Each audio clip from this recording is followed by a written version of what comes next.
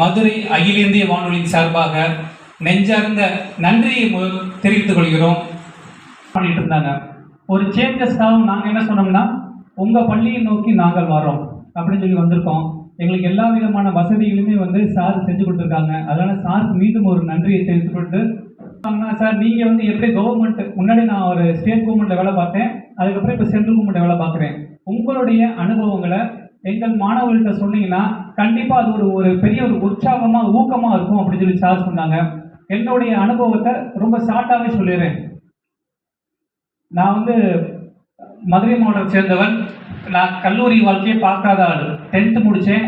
அப்புறம் ஒரு 3 வருஷம் பாலிடெக்னிக்கில் படித்தேன். அதுக்கப்புறம் பிஏ ஹிஸ்ட்ரி கரஸ்பாண்டன்ஸில் மட்டும் தான் படித்தேன். எனக்கு கல்லூரினா என்னன்னே தெரியாது. எனக்கு கரஸ்பாண்டன்ஸில் படிக்கிறப்ப நான் ஒரு முடிவு பண்ணியிருந்தேன். என்ன முடிவு பண்ணியிருந்தேன்னா, கவர்மெண்ட்டில் ஆஃபீஸராக போய் உட்காரணும், அரசு வேலை தான் எனக்கு வேணும் அப்படிங்கிற ஒரு வைராக்கியத்தில் அரசு வேலைக்கு முழுமூச்சாக படித்தேன். நான் கிட்டத்தட்ட சொன்னால் நம்ப மாட்டீங்க, கிட்டத்தட்ட ஒரு 10-12 இன்டர்வியூ மேல் நான் போயிருக்கேன். கவர்மெண்ட்லேயே இன்டெலிஜென்ஸ் பியூரோ, குரூப் 1, பேங்கிங்கு, food corporation of India, railway, இப்படின்னு சொல்லி 12 இன்டர்வியூ போய் 12லுமே தோல்வி அடைஞ்சுவேன் நான். ஆனாலும் விடாமுயற்சி, நம்ம அரசு பணியில் உட்காருவோம், ஆஃபீஸர் ஆகி காட்டுவோம் அப்படிங்கிற வைராக்கியத்திலே அப்புறம் குரூப் 2 எக்ஸாம் எழுதினேன். அதில் பாஸ் ஆகி ரெவன்யூ இன்ஸ்பெக்டராக பக்கத்தில் உள்ள திருவாடனை தாலுக்காவில் வேலை பார்த்துட்டு இருந்தேன். அந்த வேலை பார்த்துட்டு இருக்கப்ப எனக்கு அந்த வேலை எனக்கு திருப்தியே கிடையாது. இதை விட கொஞ்சம் ஆஃபீஸர் கேடர், இதை விட நல்ல சேலரியில் வேலை பார்ப்போம்னு சொல்லி ஸ்டாஃப் செலெக்ஷன் கமிஷன் எக்ஸாம் எழுதினேன். அந்த எக்ஸாமில் ஆல் இண்டியா லெவலில் 41 ரேங்க்கு, ஸ்டேட் லெவலில் 3rd ரேங்க் வாங்கினேன்.